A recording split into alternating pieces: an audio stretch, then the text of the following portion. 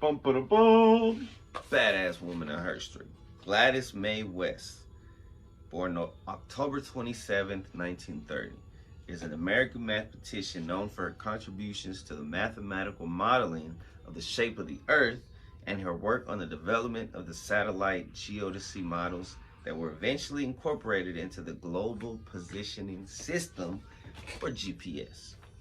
West was inducted into the United States Air Force Hall of Fame in 2018.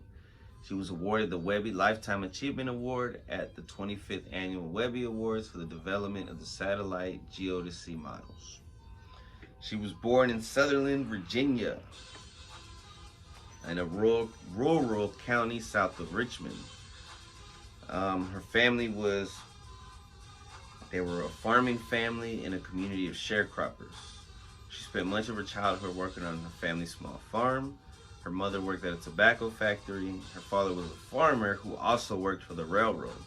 West realized early on that she did not want to work in the tobacco fields or factories like the rest of her family, and decided that education would be her way out. When West was on her way to graduate high school, the only obstacle keeping her from higher education was financial. Her parents tried to save, but supporting an entire family on a sharecropper's wage did not leave much left for West's education. West began babysitting to help save, but ultimately her superior academic performance resulted in her securing 2 scholarships. At West's high school, the top 2 students of each graduating class received full scholarships to Virginia State College, now formerly University, a historically black public university. I don't understand the name change. West graduated as valedictorian in 1948 and received the much-needed scholarship. She was initially unsure what college major to pursue at VSU, as she had excelled in all her subjects in high school.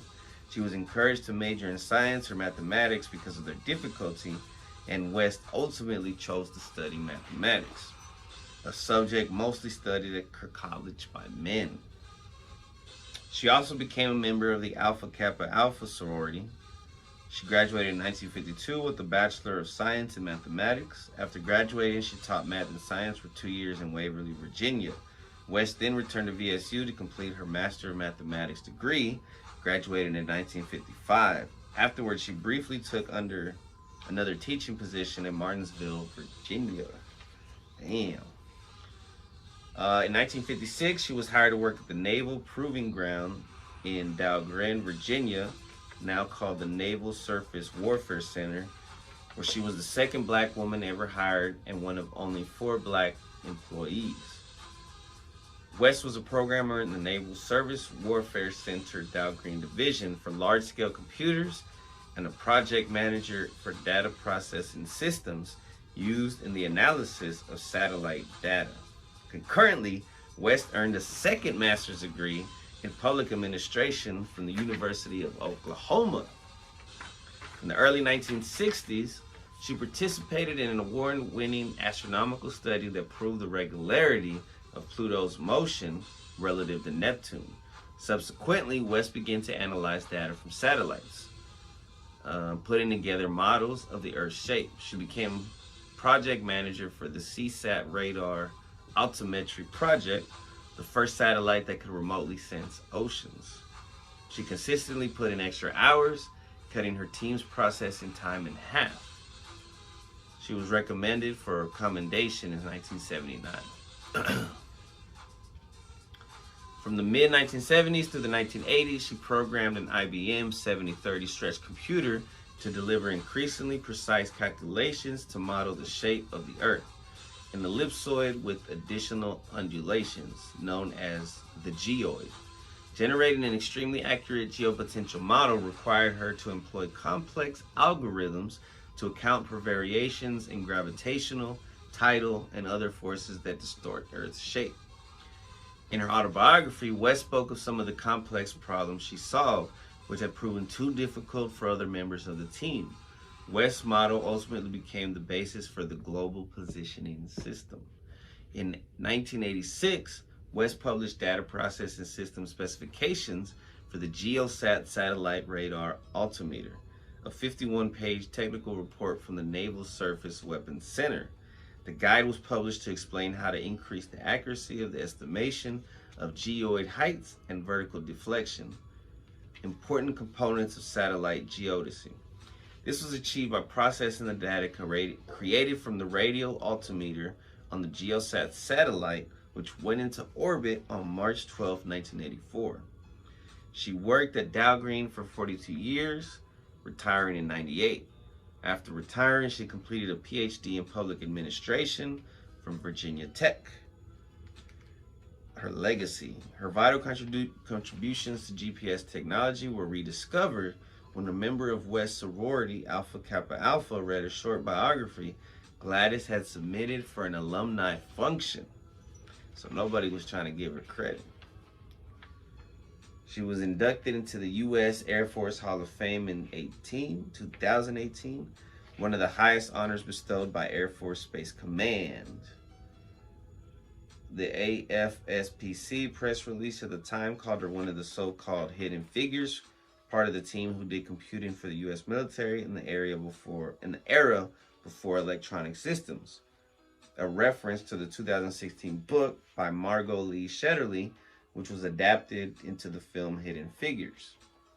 Captain Godfrey Weeks, commanding officer at the Naval Surface Warfare Dahlgren Division, described the role played by West in the development of GPS.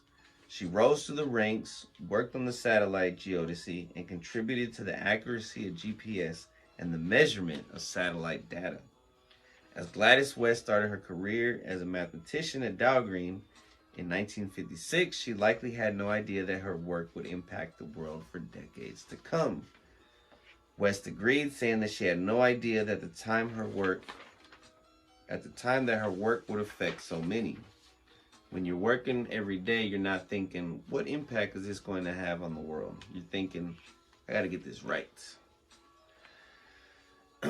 So, as an alumna of Virginia State University, Dr. Gladys West was nominated for one award for Female Alumna of the Year at the Historically Black Colleges and Universities Awards sponsored by HBCU Digest in 2018.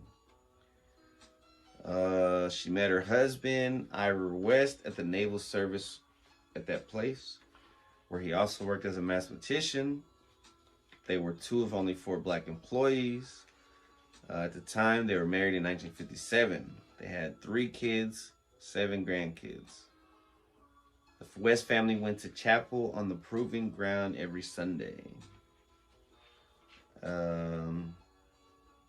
She initially turned down the job before being hired by the base due to its location and the requirement to interview. She didn't have a car and couldn't find Dahlgren on a map, along with her fear that they would reject her through the interview because of her race. She decided she'd wait to hear back from other applications. Much time went by, no other applications were accepted elsewhere. Luckily, Dahlgren reached out to her again, offering her the job without the need to interview. The job was offering double than her current teaching position, and no other job opportunities were coming in. Being hired solely on her qualifications with a salary that would eventually help her support her family was a rare find for a black woman at the time. That's probably a rare find for any woman, but definitely a black woman. I mean, and black dudes, but definitely a black woman. At this time, the Supreme Court had made a landmark decision on Brown versus Board of Education that ruled the American state laws establishing racial segregation in public schools were unconstitutional. However, Virginia was still segregated since the Supreme Court had not specified which states were required to reestablish in accordance to the new ruling. This contributed to West's nervousness about taking the job in a rural part of a southern state. Different groups like the Ku Klux Klan were still at large, and the prospect of moving to a rural neighborhood in a southern state was daunting for an unmarried black woman. However, West wouldn't let the ignorance of others derail her on the path she felt God had destined her to go on. The civil rights movement was in full swing during her time at the base. Though she supported the movement, she could not participate in protests because she was a government employee. In Boomtown, where married people lived on base, she was part of a club of black women who discussed civil rights topics. During her career, she encountered many hardships because of racism against African Americans, primary of which was the lack of recognition she received while working, while her white coworkers received praise and added privilege. Within her biography, her disappointment in not being granted the projects that included travel and exposure is clear. She definitely deserved them. In 2018, West completed a PhD via a distance learning program with the School of Public and International Affairs at Virginia Tech. She continues to prefer using a paper map over a GNSS-based navigation system, saying she still trusts her brain above all. She stated, "I'm a doer, hands-on kind of person. If I can see the road and see where it turns and where it went, I am more sure." Bro, that's pretty tight. Yeah. I haven't read these yet. They just came in the mail. Power Rangers Ninja Turtles Part 2, number 2. And Last Ronin Lost Years. I'm going to have to go over it the next time. My throat's tired. My body's tired. So I'm not going to do it. Let me try to do a freestyle real quick. Hold on. Yeah. Man. I almost don't even want to talk because my throat kind of hurts when I talk. Wait. No. Okay, I'm going to take a break and I'm going to fucking come back and do it.